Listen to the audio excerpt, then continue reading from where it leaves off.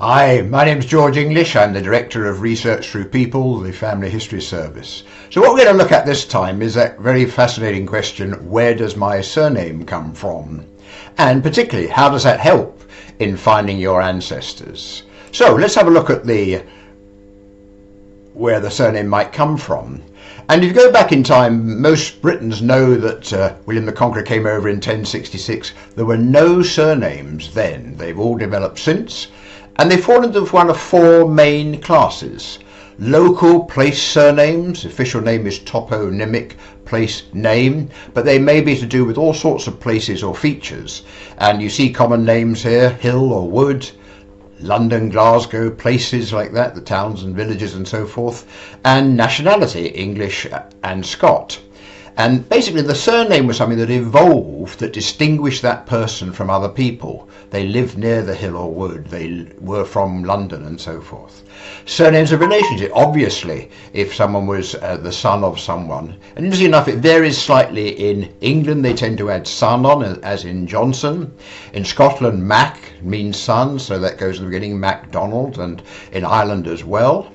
In Wales, what they tend to do is just make a plural name, Jones, Williams, and so forth. And in Ireland, O'Brien is frequently used. Then there are occupations. What distinguished the person was they were a smith, a blacksmith, a tailor, a baker, a slater, and so forth, an obvious distinguishing feature. And lastly, nicknames, all sorts of types and things. Brown, they had a dark complexion. Short, strong, etc. Campbell means twisted mouth. So there are all sorts of ways, and you're looking at these names, look at them. Virtually none of these could not be adopted by a lot of people who were not related. Do not assume because your surname is the same as someone else that you must be related. So no blood relationship just because the name is the same. But of course, there may well be. Where do surnames come from? As I say, when William the Conqueror came over, there were no surnames. Gradually they were introduced by the Norman barons, particularly when they were given land in England, and they tended to call their name after the land they had, or possibly from where they came from back in France or wherever. And so in other words, the nobles first got names, and then officials and lawyers found it useful because they could identify the person very clearly, and then they gradually extended it to people who had no land. Now, sometimes the surname was obvious, but it was a system that evolved. There was no official guidance on what you should do. Like so many things, fashion played a part, convenience. And gradually the surnames extended, and that system of the father's surname passing down to the children was in general use by the 1300s. So something like 600-700 years ago, most of our surnames were being used. And what's amazing really, you think about it, what a fantastic robust system that has stood the test of time. We are able to very clearly identify people from way back or from now because of the systems of names. So let's look at a bit more detail at the types of surname. I mentioned local surnames to do with a place or feature. So feature, so things like hill, wood, moor, you can imagine the person lived on the outskirts of the village by the hill. As simple as that it might be, and they became known by that name. Locality and place, many examples of this. London, Glasgow, you could go through the map almost and just pick out names that are surnames. If you're America, some of your most famous presidents, George Washington, Abraham Lincoln, were named after places in England. Sometimes an estate, people who lived near an estate, just like a town or village, took that name. And then in a similar vein, nationality. And you didn't get called Scot or English in Scotland or England. You got called it because you were living elsewhere, and that distinguished you. I've had a lot of look at the Flemish people and people who came over to Scotland and England, and by and large, if you're called Fleming, you came over without a surname, and then you were given that surname when you were living over here. So second type of thing is relationship. Now, patronymic, fealtic, these are things obviously that to do with the patron, the surname. Fealtic means loyalty, and so let's look at this. I mentioned it earlier that typically with the relationship, the son of John, the son of Donald, son of John, the son of Brian in different countries, very common type of surname. Fealtic is interesting because of course in Scotland in particular and in Ireland there's the clan system, whereby there's the clan, say the MacDonald clan, there are the blood descendants of the actual MacDonald clan hierarchy, but there's a lot of people who were in a sense adopted or adopted the clan. They were not blood relations, but they were protected by the clan and they gave their services to the clan. And that happened a lot with servants as well. Servants of nobility very often took the name. But key thing, not a blood relationship, so don't assume that. Nicknames, there's just a whole raft of examples of this. So was it some physical or moral characteristic that distinguished the person? They were brown, dark complexion, short, strong. I mentioned Campbell earlier. Crooked mouth, crookshank, twisted leg in Scotland. Animals and birds you think about. Do you know someone called bull or lamb or finch? And then there's all sorts of other things. Seasons of the year, summer, festivals, oath, and even obscenities. So fascinating. But again, very few surnames which someone could not adopt without being related to that person. And what we do in our reports, we try and have a look at the surname and see if we can give you a bit of help on that. So that's a couple of recent examples I picked out here. Someone called Dick, just as simple as that, a shortened version of Richard, and one of relationship, clearly. Woodburn in Scotland, the burn is the stream, so the person lived by the Woodburn. And then we look at where is it most common. You can tell very often from the past whether it evolved. So I found quite a lot in the northwest of England, and particularly in Ayrshire on the west side of Scotland. Scott, an obvious name, means a relative of Scotland, a native of Scotland, and most common on the Scottish-English border. You can imagine Scottish people going and living in the north of England, being called Scott, and then maybe over time moving back to Scotland and so forth. And it's the 10th most common surname in Scotland. Very important thing, if a surname is very common, the odds of you being related are much less than if it's a very rare one. And I picked out one which is quite a rare name, Shirt. And we wouldn't immediately know that that's a place in the parish of Stockport in Cheshire. But that case is interesting because that's a really rare name. Much more likely if someone was called Shirt that there might be a relationship, but we need to know a lot more before we can make that conclusion.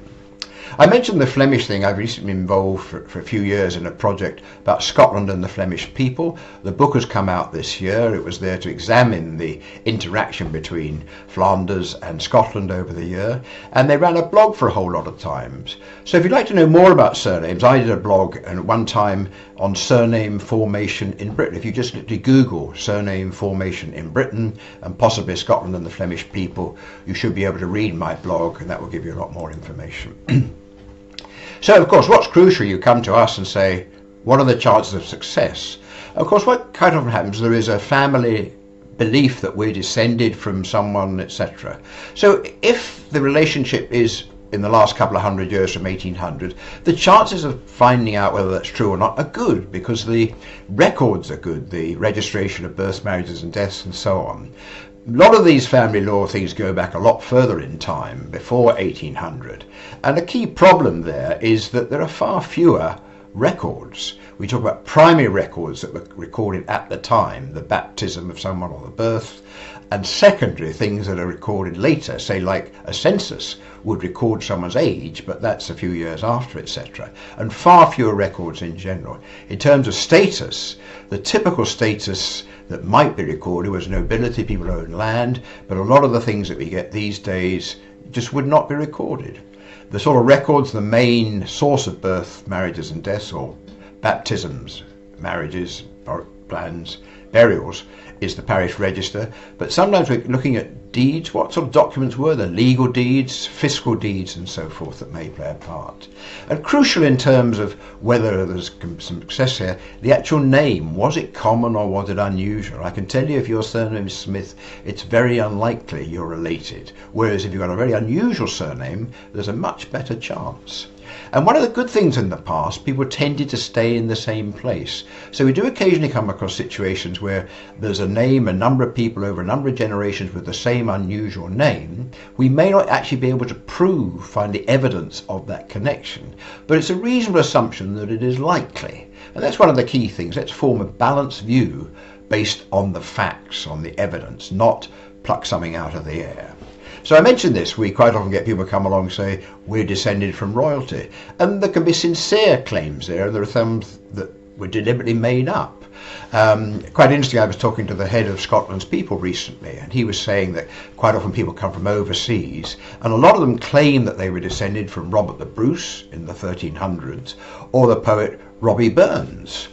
And he said he even had someone who claimed they were descended from Greyfriars Bobby. Now, Greyfriars Bobby was a faithful dog of an owner. When the owner died, Greyfriars Bobby was in Edinburgh and went along every day to the grave of his master. So unlikely there's a relationship there. We've had someone who actually claimed they were descended from a queen who had no children and could not bear children. Anyway, that's joking. What we try and do is someone comes along with a we believe, we think we may, we have a serious look at it. And what I'm going to do is just take the most extreme example I've been involved in, which just shows you how you go about it, but equally the dangers if people claim that they're descended when it's just not true. Now, this is an example of someone called Philippe de Lannoy, who went over to America. You may know this is the 2020 is the 400th anniversary of the Mayflower going to New England. And Philippe went over on the next ship, the Fortune, in 1621. His name was changed to Philip Delano.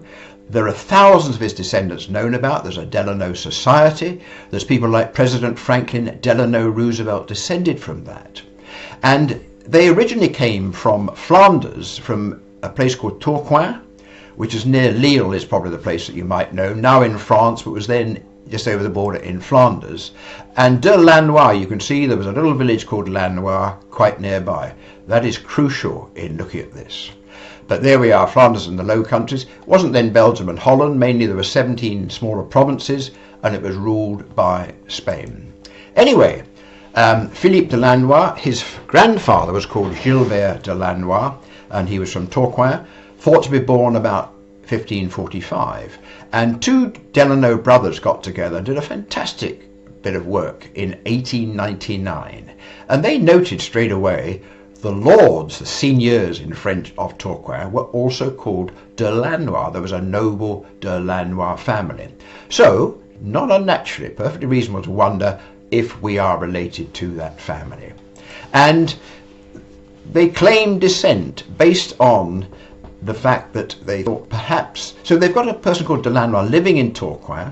They know nothing much about the Gilbert, but there's a noble family, and they thought, well, he would normally be living with the noble family. Why would he not? And very occasionally there's examples where someone who turned Protestant, this was during the Reformation, was disinherited by their Catholic parents. And there's an example with Louis XIV, in fact.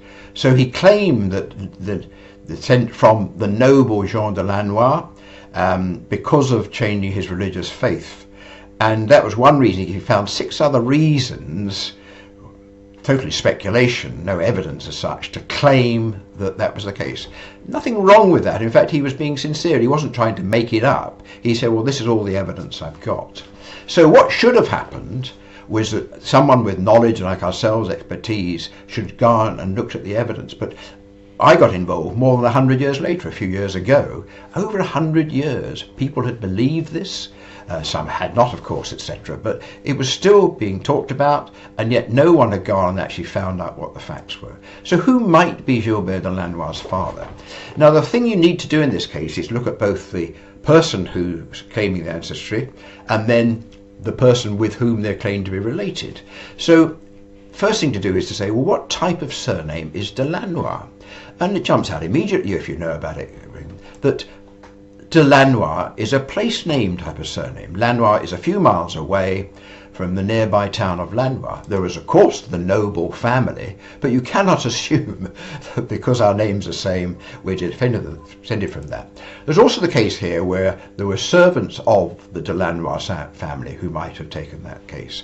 So we immediately know there's more than one way that you can get the name de Lannoy. So let's look at this place name. And straight away we examined Tourcoing. There are 80 districts and hamlets in Tourcoing. There were de Lannoys in 20 of those districts.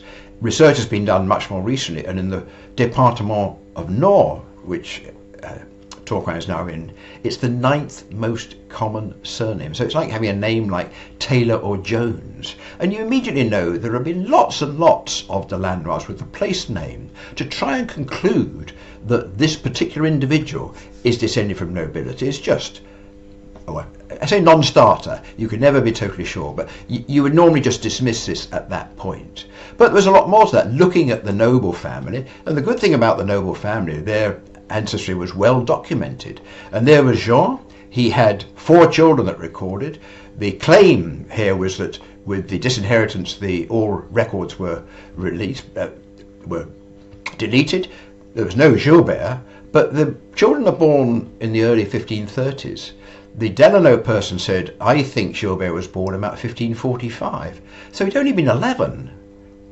Changed religion and disinherited at that point. And the reason he said that was he thought there'd been a siege in 1556. Now, I looked at this, looked at the history, no siege. And what I realized, he had mistranslated the French word siège, which also means seat or headquarters of the family. There was no siege. And there are lots of other things I won't go into here, but the case should have been dismissed a long time ago, bordering on certainty that the father was one with the unrelated place name.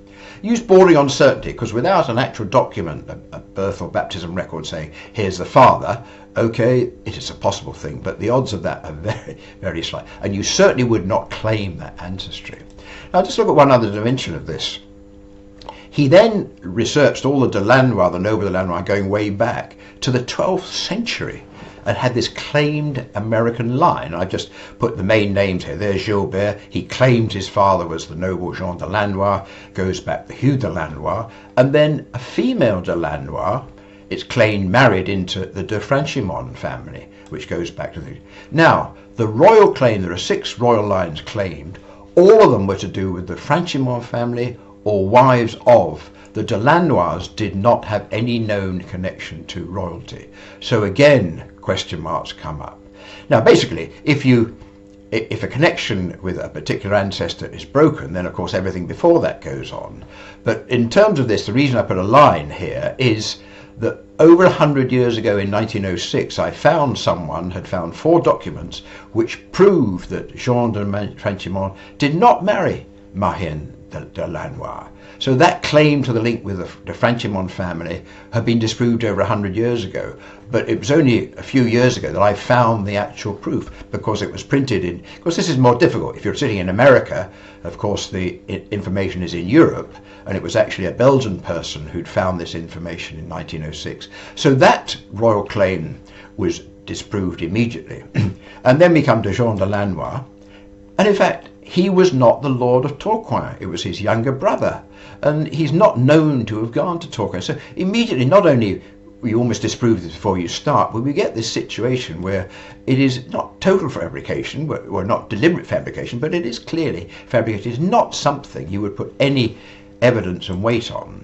And the shame is, a lot of people have believed that over the last 100 years. I've spent a lot of time. I mean, Delano went to Chile, and someone there wrote a great book, not only with the Franchimont and de Lanois, but with the royal people, Charlemagne. The Delano Society, when I joined, had the claim to Charlemagne still up there, etc. Evidence is so important. So there's an example. I don't want to make too big a point, but we'd be delighted if you want to come along. I doubt if your claim or whatever is as detailed or interesting as that in a way, but we can find information. Sometimes we come back to you and say we proved it's true. Sometimes we prove it's not true. Quite often we have to say the evidence is not there, but we can very often make a judgment. It is likely or unlikely. So delighted if you want to get in touch, but please feel free to do so. Here are our contact details, the website. We have 3 packages, gold, silver and bronze. You can find information about that on the website. You can send us an email, and if you get in touch as a result of this, we'll give you our 10% introductory discount. Just quote, Explore 1. Thank you. We look forward to hearing from you.